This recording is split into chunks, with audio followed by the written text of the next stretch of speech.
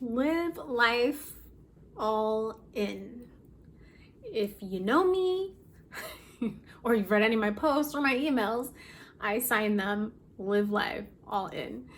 But what most people don't know is where that originated from in me. Now, the live life all in, that actual quote and that concept is from a YouTube, and I forget his name, DePaul. Anyways, I'll put it somewhere. But that put into words an experience that I had a little over 2 years ago. So a little over 2 years ago, my father passed away.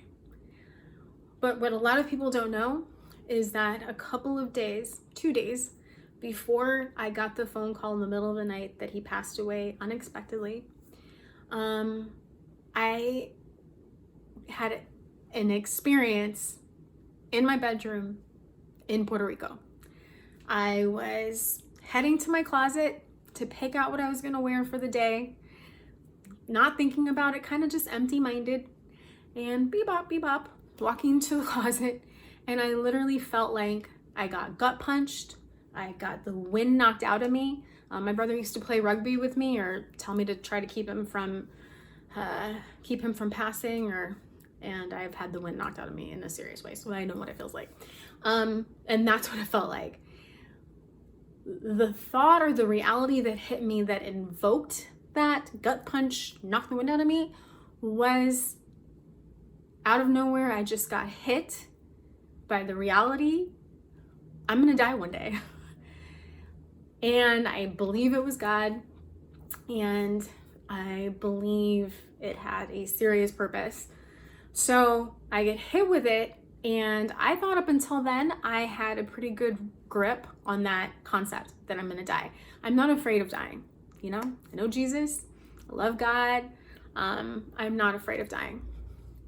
But I think what happens for a lot of people when they find out they are dying, you know, or know they're nearing their death, is, have I lived life fully?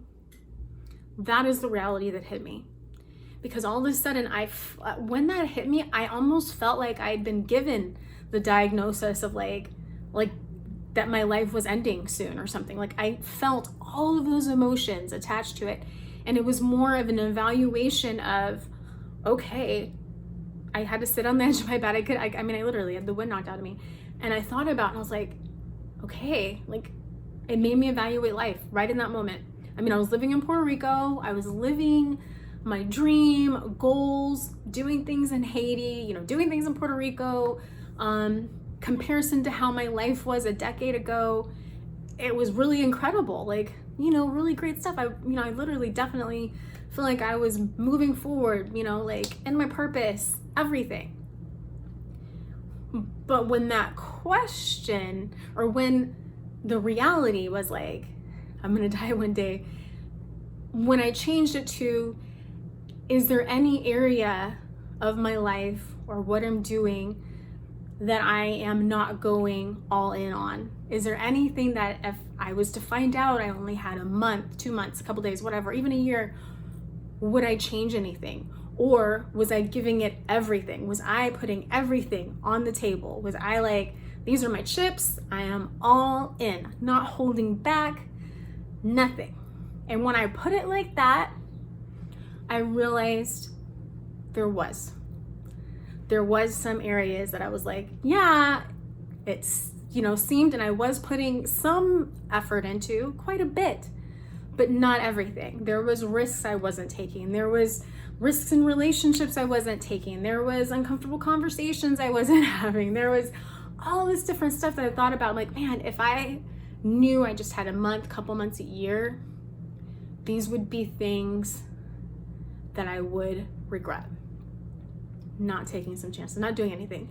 And so fast forward, when I find out my dad passes away and my whole life is just, but I'd already had this moment a couple days before that was gonna prepare me for this, which I didn't realize. Because at first I was like, God, why didn't you, like, you were giving me a preview. I know it was me, the reality that I was dying. Like, were you giving me a heads up on my dad? That doesn't make any sense. But with my dad, I had no regrets. You know, my dad knew I loved him. You know, we had some amazing, you know, conversations, and I just had no regrets, which was so incredible. I just sent him a text that day. And, but losing him and then certain things surrounding his passing, had me emotionally drained. But the day after his funeral, I was already scheduled to go to Haiti, to teach and to do all this other stuff. And it had been planned for a while. And I actually had to like pull from that experience 2 days before his passing of like, would I regret not going? Even though I feel empty, even though I feel like I have nothing to give, would I regret not doing this? And the answer was yes. So I went. Because I was like, at the end of my life, whether that's 2 months from now, a year, whatever, the end of my life, you know, 80 years from now, would I regret this? And so the answer was yes. And so it helped me to go. And also because to make my dad proud and live out his legacy. But when I changed that, and even there's things now, like that's my live life all in. When I measure things to that, when I'm like, okay, if I feel a little bit of resistance, or I'm like, am I holding back just a little bit? You know, am I holding back a little bit? If I were to find out, you know, like, or even at the end of my life, would I regret holding back? What would I do if I knew that I was going to die in a couple months? Man, I would be taking a whole bunch of risks. So let me live like that now. I don't want to leave anything unlived. I don't want any bit of life not drenched out. Does that mean that it happens automatically? No. Like, I constantly am like, okay, yeah, I'm gonna do this. And sometimes I'm a little hesitant and I'm like, okay, what would it look like if I left nothing out? Like if I left nothing undone, nothing hold back? It changes everything. It changes everything. And so the questions that we're gonna ask ourselves at the end of our life, because yeah, I hope to be healthy and well and, you know, live into my hundreds, but that's not promised. And there's a quote by Zach Sobiek, great YouTube video. It's kind of older now, but he's a 17-year-old that had cancer, but that's not really the focus. It's how he lived his life. And there was this quote that he said, and it was this: you don't have to find out that you're dying to start living.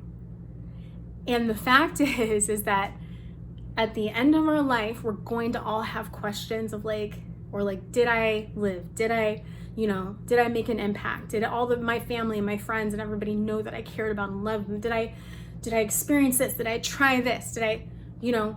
And so it's so important to know those questions and how you would answer them, and answer them now, and answer them every day, and have no regrets. I know that's how I want to live my life. And I am so grateful that God gut punched me with that, because it has changed everything. And me watching Zach Sobiek's video just recently is what triggered it. And so I don't know who it's for, but what would you do if you were not to leave anything on the table? If you were to be like, all my chips are out, I'm living all in every area of my life, my relationship with God, people, career, hobbies, impact, everything. What would that look like? What are the answers to your questions?